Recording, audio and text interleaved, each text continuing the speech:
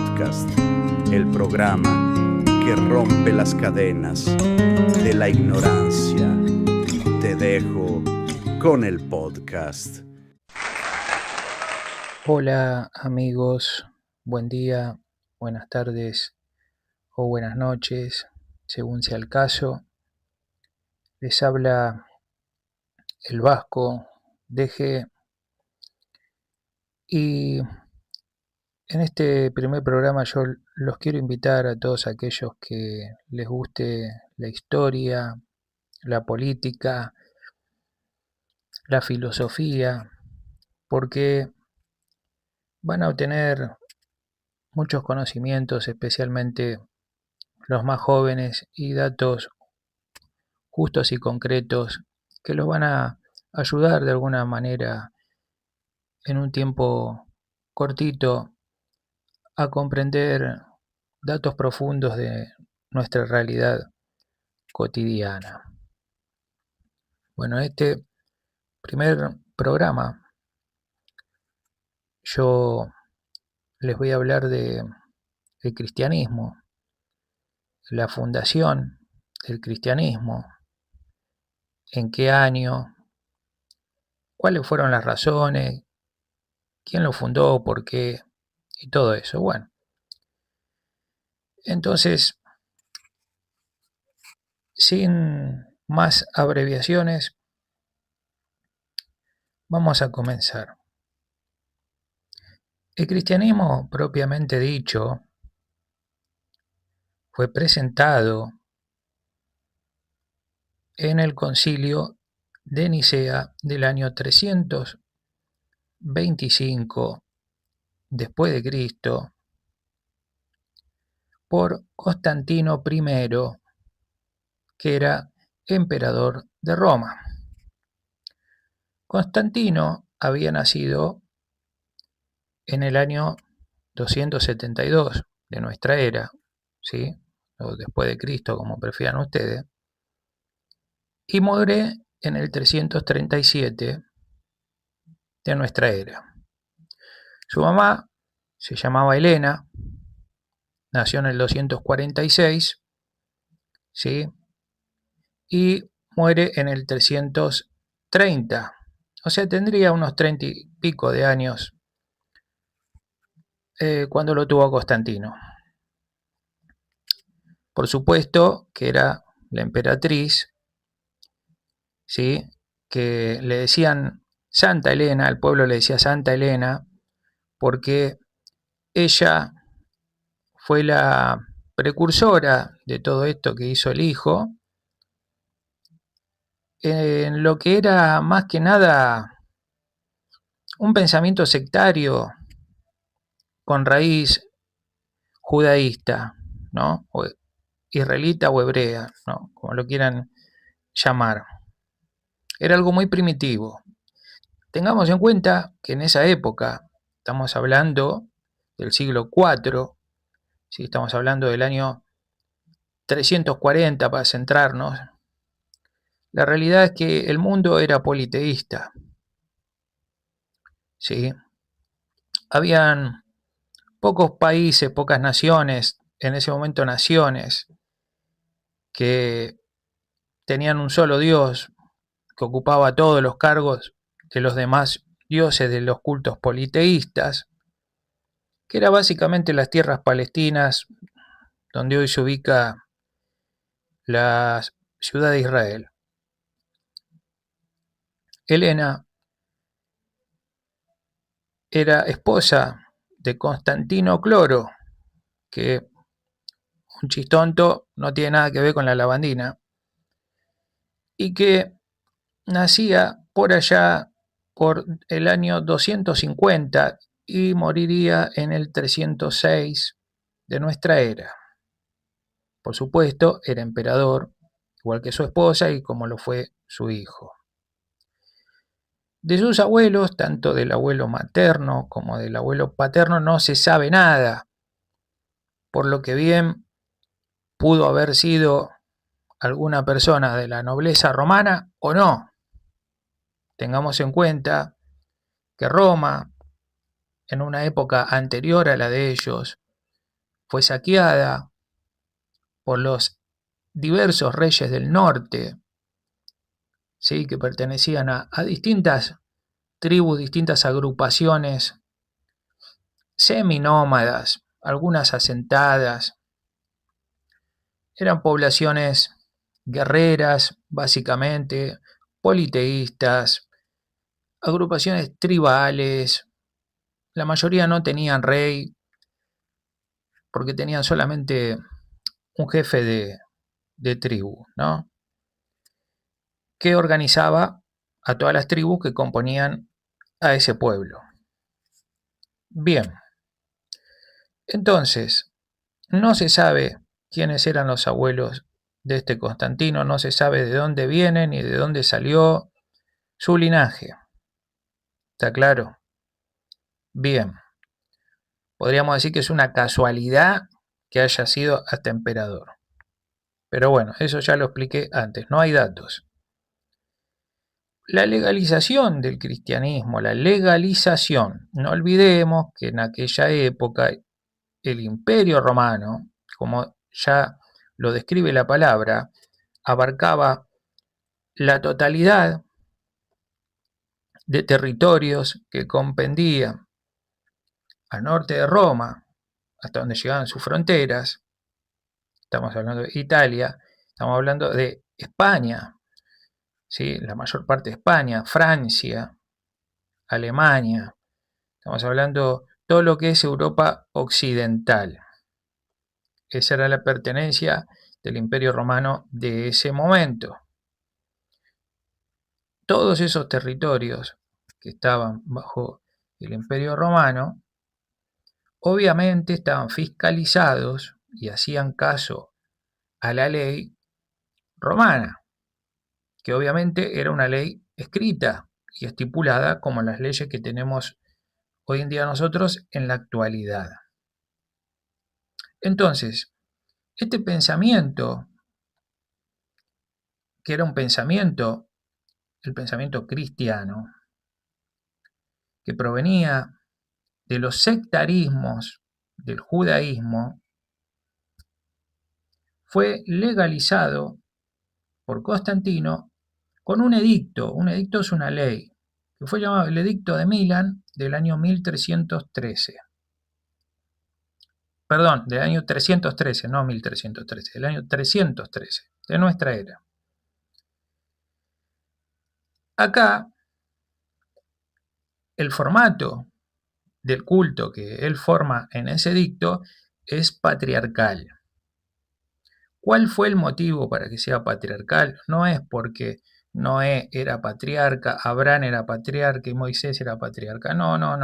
Todo muy lindo, muy romántico con el tema de la escritura hebrea, pero no. La realidad es que patriarca viene de padre. Y en Roma, por aquellas épocas del imperio, el padre era el pater familias. Pater familias era un término legal que lo ostentaban desde el emperador hasta todos los soldados que conformaban el ejército romano, las falanges del ejército romano, como toda persona que tuviera peso legal, es decir, toda aquella persona que no era un esclavo, porque el esclavo no tenía derechos, ¿sí? Por eso era esclavo. Bien, este pater familias no solamente tenía derechos sobre los esclavos, sino que además tenía derechos legales sobre su familia. Es decir, que la familia era una posesión legal del pater familias. Él que podía hacer lo que quería con su mujer y con los hijos y hasta con los nietos, porque era legal. Él si quería podía sumir en la esclavitud a sus hijos o a su mujer, porque era legal. Era totalmente legal. ¿Era machista? Sí, era machista. Sí. ¿Estigmatizaba a las personas? Sí, las estigmatizaba. Le daba al hombre libre, cabeza de hogar, el poder total legal sobre la familia. Bajo este concepto de pater familias, es que entra el concepto de patriarca dentro de la iglesia, porque no olvidemos que la iglesia cristiana, católica, fue legalizada, o sea que fue impuesta legalmente por una ley en el año 313. Es una religión totalmente legalizada. Entonces, este patriarca era en realidad, venía a ser como el jefe supremo y dueño legal de todo lo que se refería a la espiritualidad del imperio, porque lo que estaba rigiendo él en ese momento era la espiritualidad y la creencia de todas las personas que vivían dentro del imperio, de todas esas miles de personas dentro de su espacio geográfico. Cada vida tenía que pensar y creer lo que él había decidido, porque era el patriarca, era el pater de todo el imperio. Y nadie, obviamente nadie, tenía más poder que él en su palabra. ¿Está claro? Bien, ¿de dónde le surgió a él la idea de imponer este cristianismo? Bueno, el cristianismo, primero tenemos que explicar lo que es. El cristianismo viene de Christos, que es una palabra griega que significa el ungido. Pero este Christos, este ungido, era un personaje central dentro de las llamadas iglesias. Las iglesias, eclesias en griego, no tienen otro significado más que el de reunión o reuniones. Por aquellas épocas, las personas que creían en este ungido del Supremo se juntaban y no tenían un líder específico como hoy lo pueden tener, sino que aquel que podía conseguir ciertos escritos que contaban la vida o las anécdotas del ungido, hacían reuniones en su casa y creían de distinta manera en esta cuestión del ungido, ¿no? El ungido no es otro que la figura central que siempre se le dio y predominante que la de Jesús, ¿no? Que Jesús viene de Yoshua, que a su vez significa Josué. O sea, que el término Jesús en realidad es una corruptela de Josué. ¿Está claro? Bien. Ya dejando en claro todas estas cosas, lo que es el cristianismo, de dónde salió y todo, que viene siendo en realidad un sectarismo del judaísmo, porque todo lo que sale de un culto ya formado es una secta. ¿Por qué? Porque secta es un sector que piensa distinto y esa secta forma su culto paralelo. O sea que el cristianismo también es una secta del judaísmo, así como todos los demás cultos cristianos que surgieron son una secta del catolicismo, fundado y legalizado por el emperador Constantino. Bien, entonces hasta acá quería explicar sobre el origen. Ahora voy a explicar un poquito más el tema de la Biblia, la famosa Biblia, que es el texto principal del cristianismo. Biblia viene de un término griego también que significa biblioteca, ¿no? Que es un conjunto de libros, que es justamente lo que organizó Constantino en ese dichoso concilio de Nicea.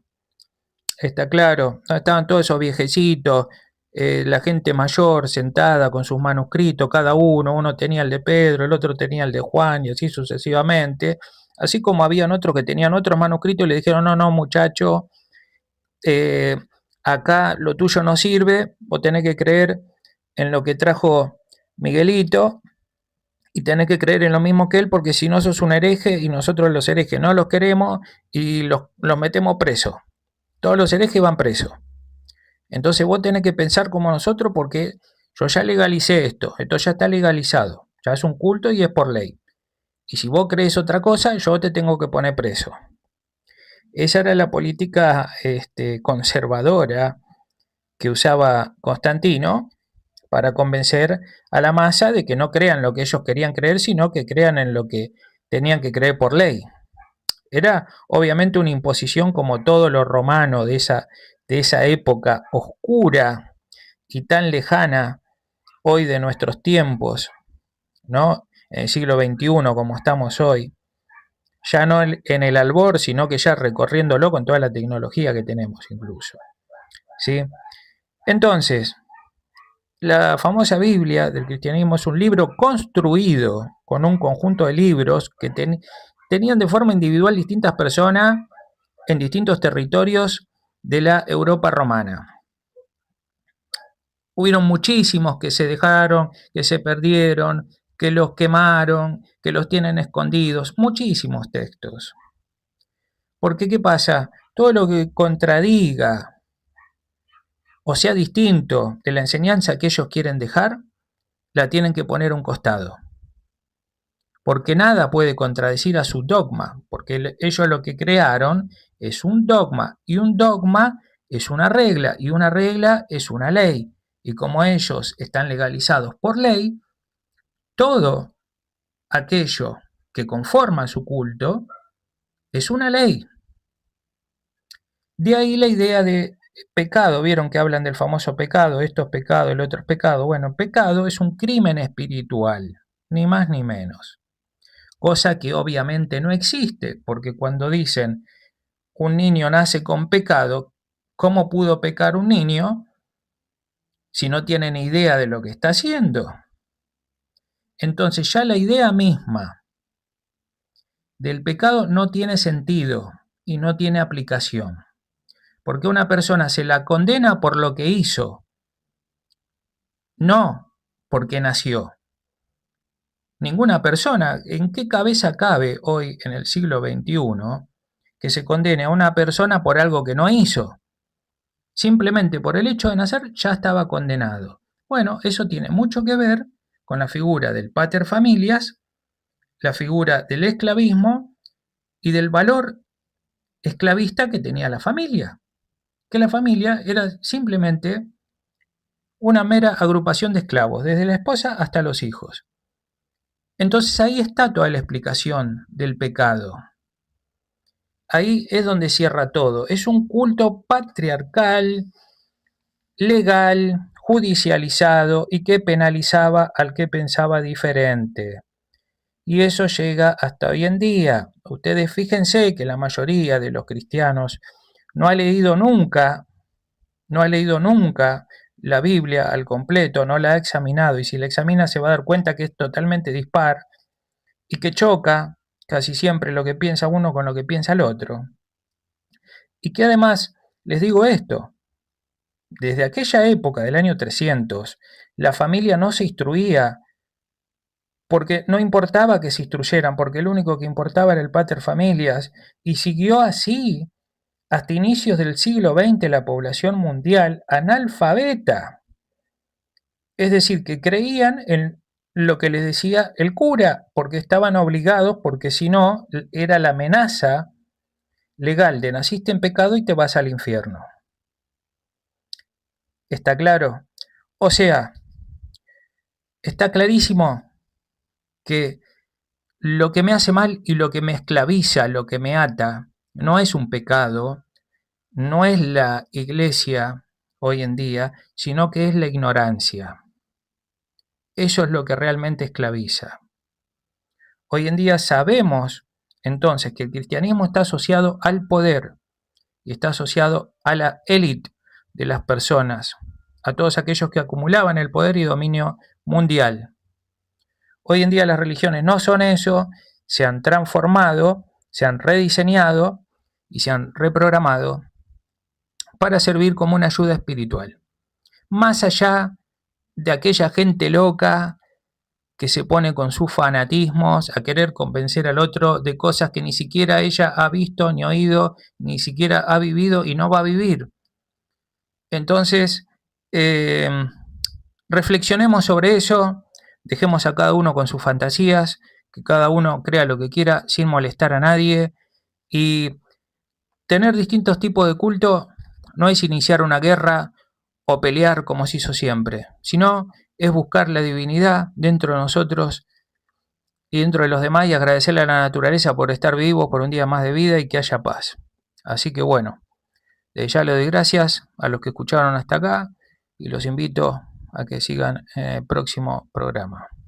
Gracias.